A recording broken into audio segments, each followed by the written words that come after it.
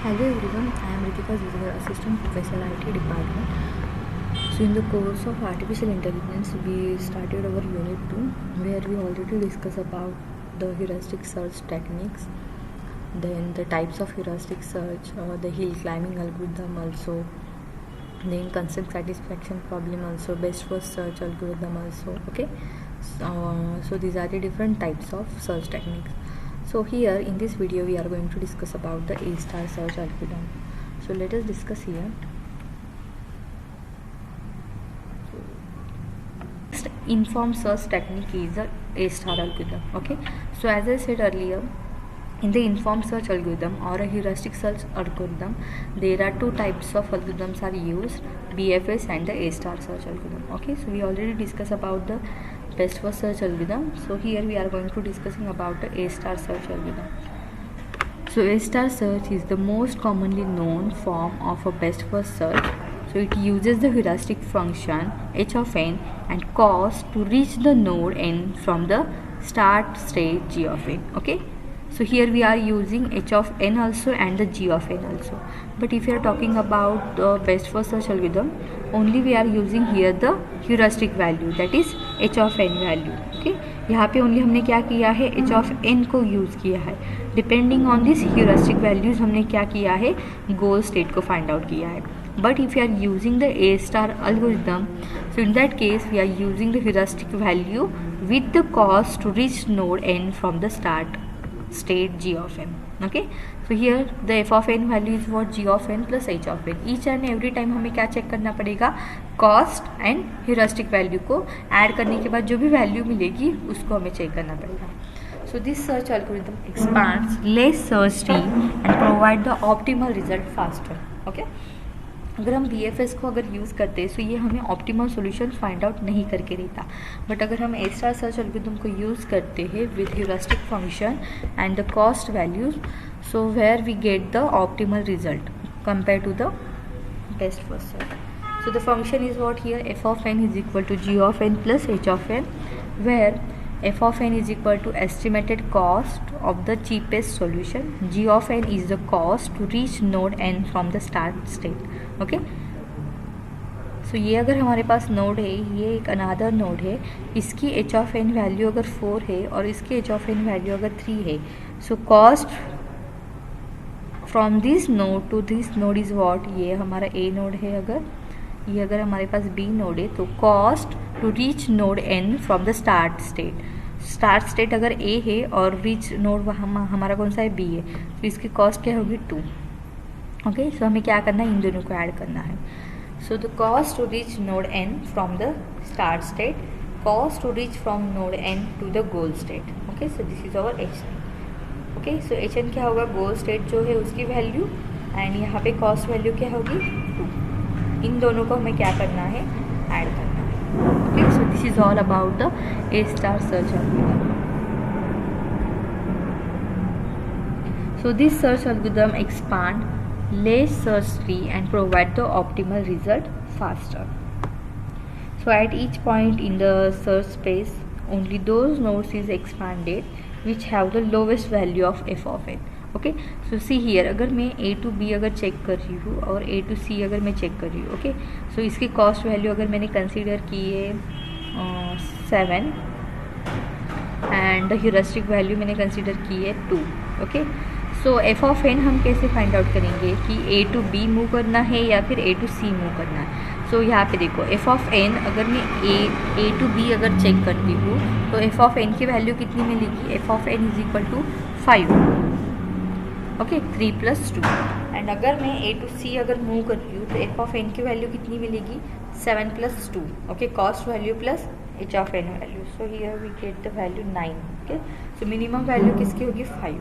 Okay, सो हम क्या करेंगे, A to B मूव करेंगे. So at each point in the search space only those nodes is expanded which have the lowest value of f of n, and the algorithm terminate when the goal node is found. Okay, algorithm is terminated when the goal node is found. So in this A star algorithm there are different steps. Step 1 is about placing the starting node in the open list, similar to the best first search algorithm. Okay, but there is only one difference between A star and BFS, best first search. Check if the open list is empty or not. If the list is empty, then return failure and stop. Select the node from the open list which has the smallest value of evaluation function g plus h. Okay, here we are using the function g plus h, but if we are using the best first search, so वहाँ पे हमने क्या किया था, only lowest value consider करते हैं H of N के लिए. ओके, एच ऑफ एन की हम लोवेस्ट वैल्यू कंसिडर करते हैं. बस यही डिफरेंस है दोनों के अंदर. और यहाँ पे हम क्या करेंगे, जी प्लस एन को एच को यूज करेंगे. So if the node n is a goal node then return success and stop otherwise. Step 4 is what? Expand the node n and generate all its successor and put n into the closed list. For each successor n, check whether n is already in the open or closed list. If not, then compute the evaluation function for n and place into the open list. Step 5 is what? Else, if node is already in open and closed list, then it should be attached to the back pointer which reflect the lowest g of n value. Step 6 is what? Return to the step 2. So continue क्या करेंगे, हर एक node को हम check करेंगे, उसकी g of n and h of n value को find out करेंगे. जिसकी मिनिमम वैल्यू होगी वो नोड को हम फर्दर मूव करेंगे. Okay, so see here there is one example based on this A star algorithm. So the example is what? Find the path to reach from S to G using the A star algorithm. Same example हमने BFS के अंदर भी use किया है. ये same diagram को हमने BFS के अंदर भी लर्न किया है, but there is only difference between this algorithm. BFS के अंदर हमने क्या किया था, only H of N values को कंसिडर किया था. Okay, but in the A star algorithm हमने क्या किया है, कॉस्ट भी यूज़ की है between the starting node to the goal node. Okay, so find the path to reach from S node to G node. so यहाँ से यहाँ तक का पाथ हमें चेक करना है by using A star algorithm. so strategy क्या होगी यहाँ पे? choose the node with the lowest f of x. okay, f of x means what? ये हमारा function f of n is equal to g of n plus h of m. जिसकी value minimum होगी वो हम node को consider करेंगे. सो see here, यहाँ पे एक टेबल फॉर्म में हमने जनरेट किया है. S हमारा क्या होगा, starting node, h of x. So instead of n here we are using the x. Okay, n की जगह पे बस यहाँ पे यूज किया है x. So h of x क्या होगा, इसकी h ऑफ x वैल्यू क्या है, 7. g ऑफ x कॉस्ट, ये तो हमारा स्टार्टिंग नोड है, सो इसकी g ऑफ x वैल्यू क्या होगी, 0 at the initial position. So h of x plus g of x. So formula is what here? F of x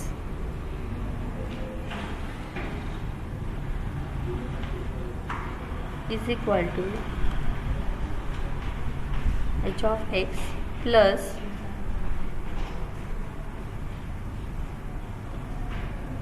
g of x. So this is a formula. So 7 plus 0 is 7. So then we can, so what are the successor nodes here? S to A and S to D. So we have to find out the f of x value from S to A also and S to D also. So first we have to find out the S to A. So the h of x value is what here, 9. G of x value from S to A is 3. So 9 plus 3, 12.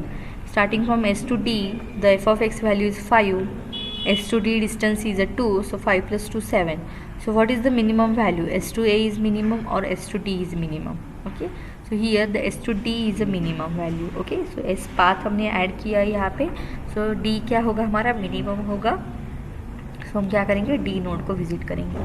Okay, so इसको हमने visit किया है. Okay, then again D से successor nodes कौन से है, D to B एक distance है, D to E एक डिस्टेंस है. सो अगर मैं D to B अगर चेक करती तो B की ह्यूरिस्टिक वैल्यू कितनी है, 4, एंड कॉस्ट कितनी है. तो इसकी कन देखो, S to D and D to B 2, ये कॉस्ट 2 भी ऐड हो जाएगी, ये 1 भी ऐड हो जाएगी. 2 plus 1 is equal to 3. So 4 plus 3 is equal to 7. S, T and E का भी हमें चेक करना है. ह्यूरिस्टिक वैल्यू किसकी, इसकी 3. एंड पाथ क्या होगा, 2 plus 4 is equal to 6. So 6 plus 3 is equal to 9. So हम कौन सा पाथ चूज़ करेंगे, इन दोनों में से 7 वाला पाथ हम चूज़ करेंगे. Okay, S, D and B.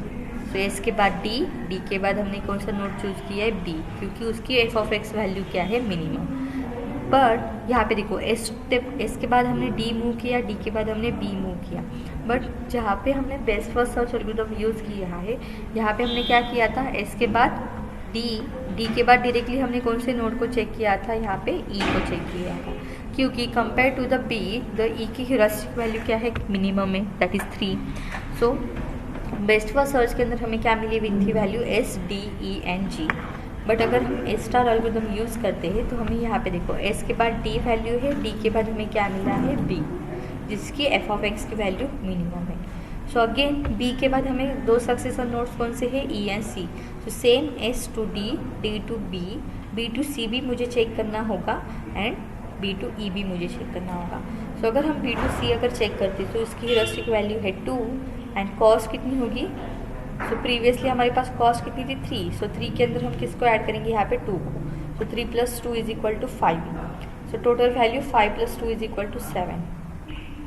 Then B to E अगर हम डिस्टेंस चेक करते हैं, सो ह्यूरिस्टिक वैल्यू कितनी है इसकी, 3 एंड डिस्टेंस ऑलरेडी हमने ई तक के फाइंड आउट किया है, एस टू डी और डी टू बी तक का हमने ऑलरेडी फाइंड आउट किया है जो कि 3 है। सो 3 के बाद हम कितना ऐड करेंगे, 1। सो यहाँ पे होगा 4 + 3 = 7। ओके, सो यहाँ पे दोनों वैल्यूज़ हमें इक्वल मिली हैं, एस डी बी सी भी हम यूज़ कर सकते हैं या फिर एस डी बी ई भी हम यूज़ कर सकते हैं। ओके, सो अगर मैं C का डिस्टेंस चेक करती हूँ, okay, so C to G मुझे चेक करना है, C टू G चेक करना है। एच ऑफ एक्स वैल्यू क्या है इसकी, ह्यूरिस्टिक वैल्यू 0 है।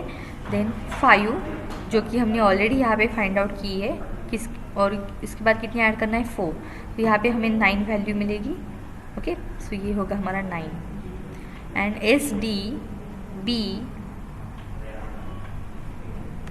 ई और जी ये भी मुझे चेक करना है, क्योंकि सी और ई के दोनों वैल्यूज सेम है। सो दोनों वैल्यूज़ को मुझे यहाँ पे चेक करना है, starting from C also and E also. C to G भी हमने चेक किया है और सी टू ई टू जी भी हमें चेक करना पड़ेगा।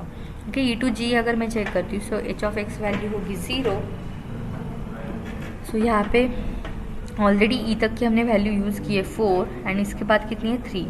सो 4 + 3 = 7। सो यहाँ पे वैल्यू कितनी मिलेगी, 7। सो इन दोनों वैल्यूज़ में से फ्रॉम सी टू जी और ई टू जी जिसकी वैल्यू मिनिमम है वो हम कंसिडर करेंगे। तो इन दोनों में से किसकी वैल्यू मिनिमम है, 7। That is this is our final answer, S T B E G, S T B E and G. Okay, C को हम कंसिडर नहीं करेंगे। तो ये होगा हमारा final route, S to D, D to B, B to E and E to G, and the cost value is what here, 7. Okay,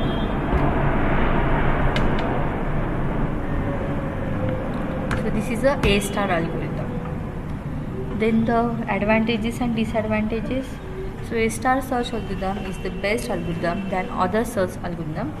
So A star search algorithm is optimal and complete. Okay, here we get the optimal solution and the complete solution, and this algorithm can solve very complex problems. Okay, so these are the advantages.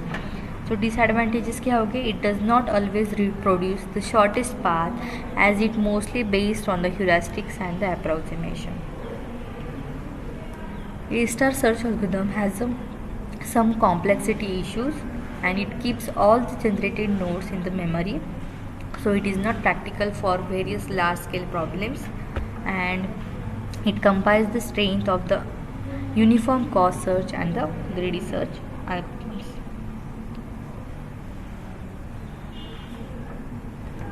So is this A star algorithm is a complete?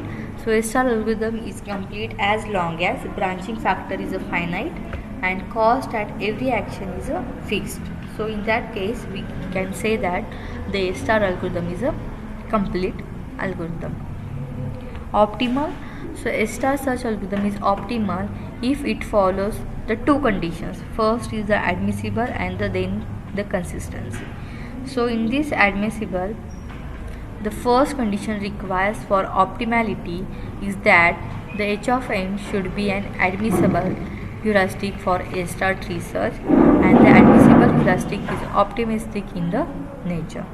And consistency, the second required condition is the consistency for the only A star graph search.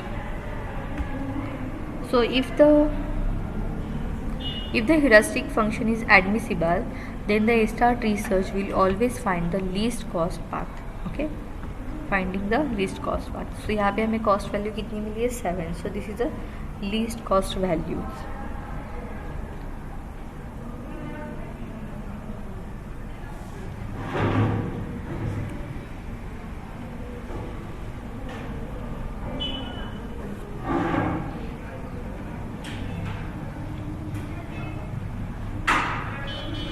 So in this A star algorithm, the h of x function is called as a forward cost value and the g of x function is called as a backward cost value. Okay. So if the heuristic function is admissible, then the A star tree search will always find the least cost path. And the time complexity is b raised to d, where b is the branching factor. Okay, कहाँ पे हमने उसको branching में use किया है उसके ऊपर depend होंगी हमारी time complexity. And space complexity is also b raised to d. Okay, so branching factor means what. देखो, अगर मैंने s से अगर स्टार्ट किया है, okay, s to a and s to d. Okay, then a to b, ये वाला एक डिस्टेंस है a to b. Then b to d, okay, b to d, d to e, d to e. Okay, इस तरह से हमें branch b to c, तो यहाँ पे होगा c, d to e and b to e. Okay, E to G,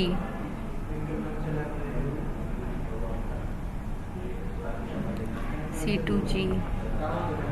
okay, so हमारा path कैसे होगा S D B E and G. Like this. Okay, so this is all about the A star search algorithm. Thank you.